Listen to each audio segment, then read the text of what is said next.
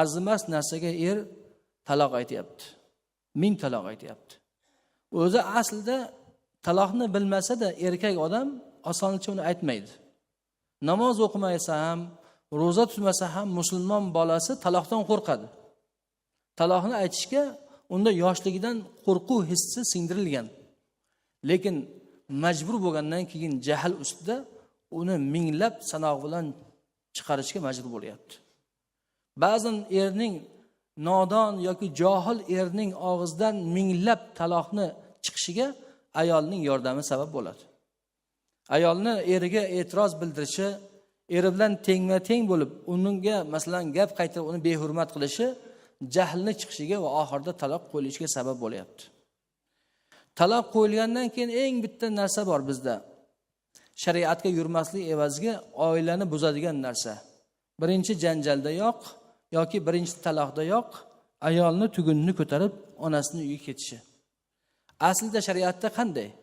Aslida shariatda taloq olgandan keyin iddani ayol erining uyida kutadi. Bir taloq, ikki taloq olgan bo'lsa, raj'iy taloqlar yoki boyin taloq olgan bo'lsa ham birinchisida erining uyida idda kutadi. Iddani ichida raj'iy taloqda agar yarashib ketsa, nikoh shart emas.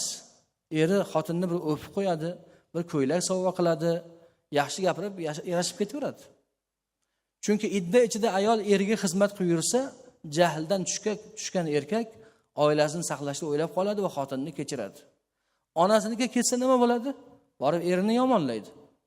Qiz o'zini oqlash uchun ota-onasining huzurida hamma aybni er tomonga yuklaydi va qudalarning orasiga ham nifoq soladi. Shuning uchun birinchi janjalda yo'q masala oiladan mahallaga chiqmaslikka buyuradi dinimiz va ayol iddasini erining uyida tutsin deydi. Idda davomida yarashib ketsa, nikoh o'qimasdan yarashib ketaveradi. Mabodo idda o'tib ketsa yu yarashmasa, idda o'tgandan keyin yarashaman desalar, undan keyin yangi mahr, yangi nikoh lozim bo'ladi, ularni uylab qo'yilaveradi.